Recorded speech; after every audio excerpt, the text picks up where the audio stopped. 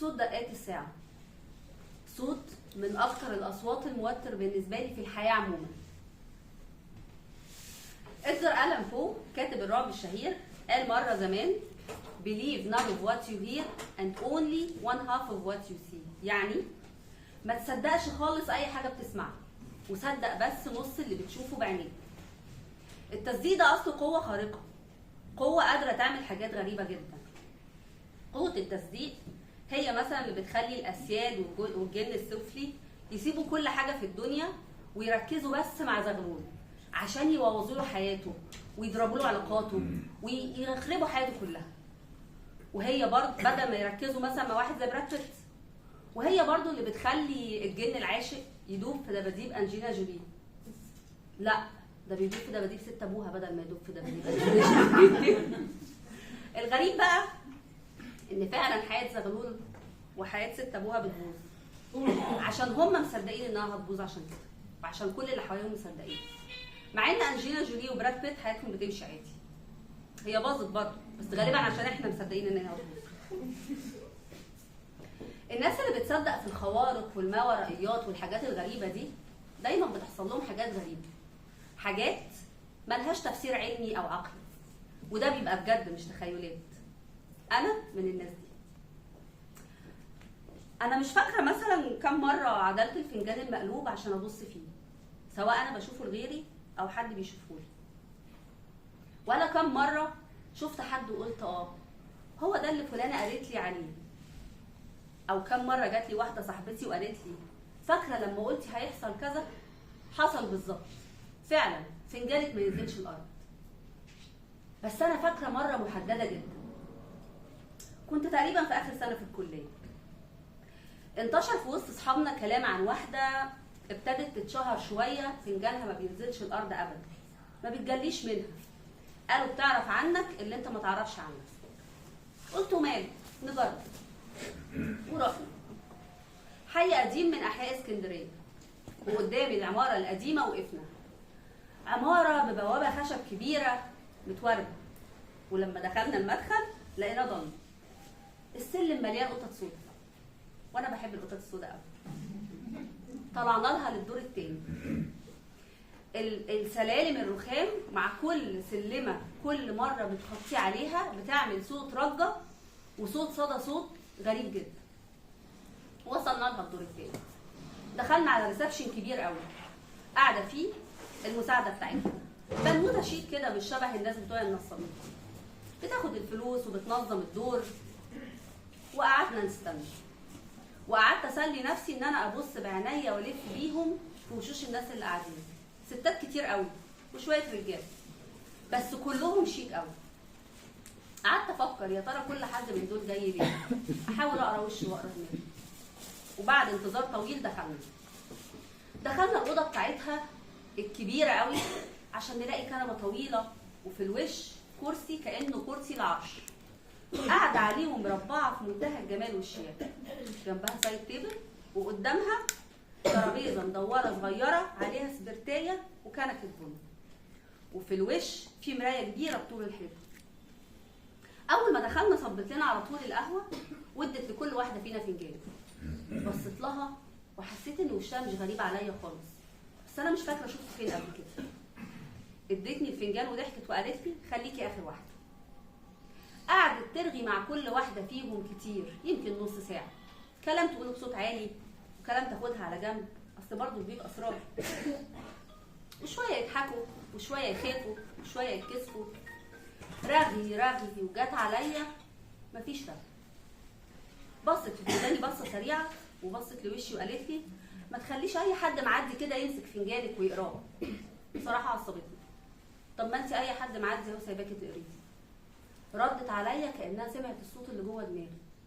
قالت لي انا مش اي حد. في ناس كده مرصوده، اي حاجه تلمسها او تمسكها كانها جت فيها. عشان كده بقولك ما تخليش حد يمسك فنجانك.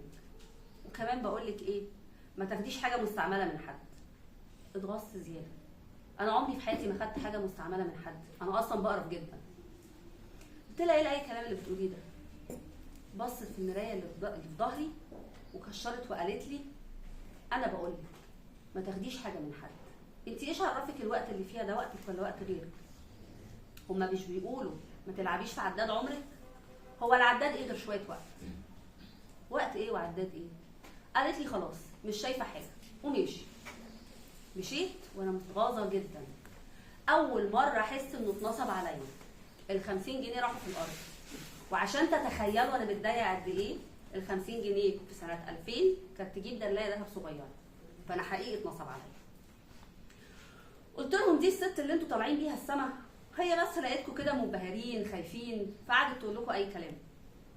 انا بقى عشان لا خايفه ولا منبهره ما لقيتش حاجه تقولها لي. ومشينا وعدت الاسابيع. كل كام يوم تيجي واحده تقول لنا فاكره لما الست قالت لنا كذا حصل بالحرف. اقول لها صدفه. تيجي واحده تانية فاكره لما حكت على كذا بالملي. جماعه انتوا بس بتربطوا الحاجات عشان انتوا مستنيين، لكن انا مش مستنيه ومش مصدقه. وخلص الترم. دخلنا في الترم اللي بعده ودخلنا على امتحانات الترم. وزي اي طالب مصري يحترم نفسه، طبعا كنت مزنوقه ومش مخلصه اي حاجه. كان عندنا مشروع لازم يتسلم، فقعدت ادور على فكره جديده. نزلت اسكندريه لفيت الشوارع اصور وارسم لغايه ما رجليا خدتني على حي العطارين. حي جميل قديم، مبانيه حلوه وقديمه، فيها محلات انتيكات، فيها مستودعات خردة، وفي الفاترينا شفتها. اول ما عيني وقعت عليها حب من اول نظر. ساعه قديمه خشب متطعم نحاس، معموله شغل يدوي، منحوته بالايد، العقارب والارقام بالنحاس، جميله جدا. قلت بس انا هقف ارسمها او اصورها. تقريبا سرحت قدامها كتير لغايه ما طلع صاحب المحل قال لي عجباكي هعمل لك فيها واجب.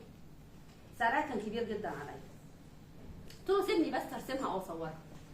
قال لي بصي لو جيتي بكره تاخديها هسيبها لك، فكري كده ودوري الموضوع في دماغك، ولو جيتي هعمل لك واجب. مش لاي حاجه، عشان لمعت عينيكي وانتي بتبصي لها. اصل انا فنان وعارف ان الانتيك الحلو مكانه مع فنان مش مع واحد ياخده ويرميه في البيت. وروحت وانا مقرره ان انا اكيد مش هشتريها. بس حقيقي طول اليوم ما كانش في دماغي حاجه غير جمال الساعه. عشان الاقي نفسي تاني يوم الصبح رايحه له ورغبتي في اقتنائها اكبر بكتير من ان انا اقول عليها لا. اشتريت الساعه وروحت.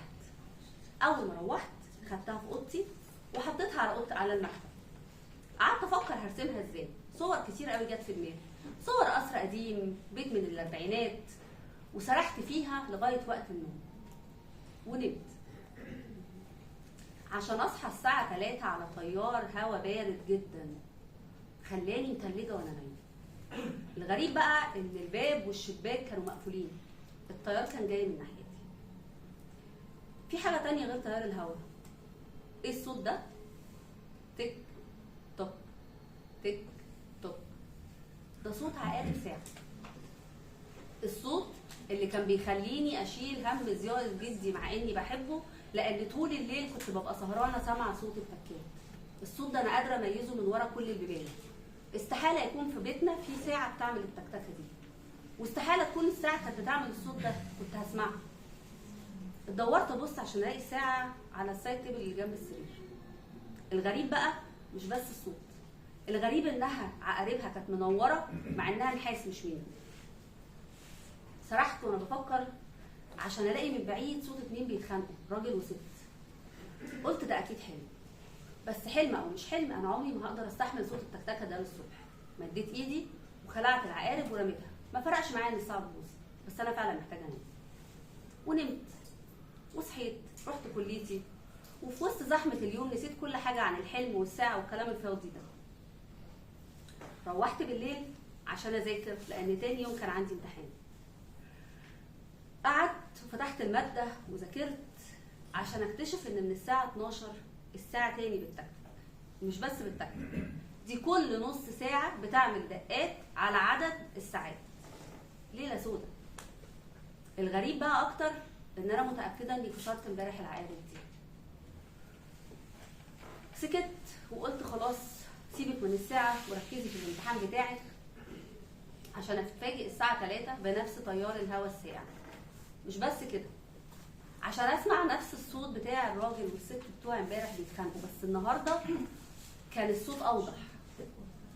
كانت هي بتتهمه بالخيانه والهجون، وان هو سايبها طول اليوم في البيت مع لوحدها مع الولاد، وهو كان بيقول لها انها ست مستهتره ومجنونه. لغتهم غريبه قوي، بيتخانقوا برقي كده. قعدت احاول افتكر مين عندنا في العماره ممكن يكون واحد ومراته وولاده. اصل احنا بيت مش عماره، فكلنا عارفين بعض. والبيت ده ما كانش فيه حد كده. البيت ده كان كله يا اطفال يا سناجل يا مطلقات يا ارامل، مفيش 2 متجوزين اصلا. الساعه 3 خلصت الخناقه فجاه، زي ما ابتدت فجاه، زي ما يكون حد شد الفيشه. وانا كنت خلصت مذاكرتي وقلت ادخل انام بقى عشان الحق شويه وقت قبل الامتحان. دخلت نمت وصحيت الصبح، رحت الكليه، امتحنت، وروحت البيت ونمت. ولا ما صحيتش الساعه 3 ولا حاجه، هو مش فيلم رعب. ما كانش فيه اي حاجه غير الساعه الغريبه اللي بتيجي من مكان غريب بالليل. وخلصت الليله، وبعدها بيومين صحيت وانا منتعشه جدا ومبسوطه. حقيقي قله النوم بتعمل حاجات غريبه، احلام وهلاوس. قمت فريش كده الصبح، عملت فنجان قهوتي ورحت الاوضه عشان البس وانزل الكليه. وقفت قدام مرايتي، انا عندي مرايه كبيره كده بطول الحيطه. وانا بعد هدومي بصيت عشان الاقي ان الساعه تاني على السايد تاني. هو اصلا الحاجات اللي حوالين الساعه دي غريبه قوي، شكلها مش شبه اللي في اوضتي. الاوضه كلها شكلها مش اوضتي، بس انا عارفه الاوضه دي اوضه كبيره فيها كنبه طويله، وفي الاخر كرسي كانه كرسي العرش. وخدت الساعه ونزلت جري، رحت لها، دخلت عليها، دخلت المكان على المساعده، لقيته زي ما هو لسه زحمه جدا. بس المره دي اول ما شافتني ابتسمت وقالت لي ادخلي على طول، الست مستنيه. ودخلت لها. اول ما دخلت ضحكت وصبت لي فنجان القهوه وقالت لي عملتي خير انك جيتي دلوقتي، قبل ما تسحبي جواها اكتر من كده. انا مش قلت لك ان الوقت اللي فيها ده مش وقتك؟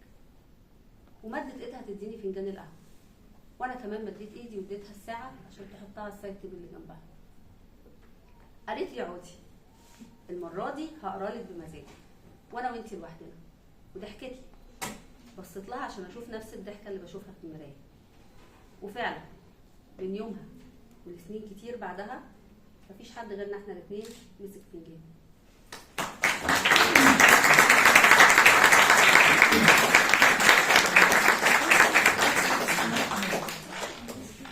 تعملي ايه لو نمشي وصحيت بصيت وشفت نفسك في المراية ايه؟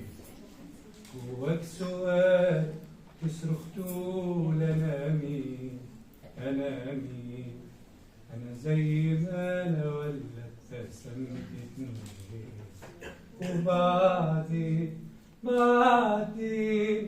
قولي ياللي في المراية فهمني الحكاية، فرحان تعبان مرتاح لما حاجات كتير في حياتنا اتسببت في حيرتنا، ودينا عايشين راضيين جايين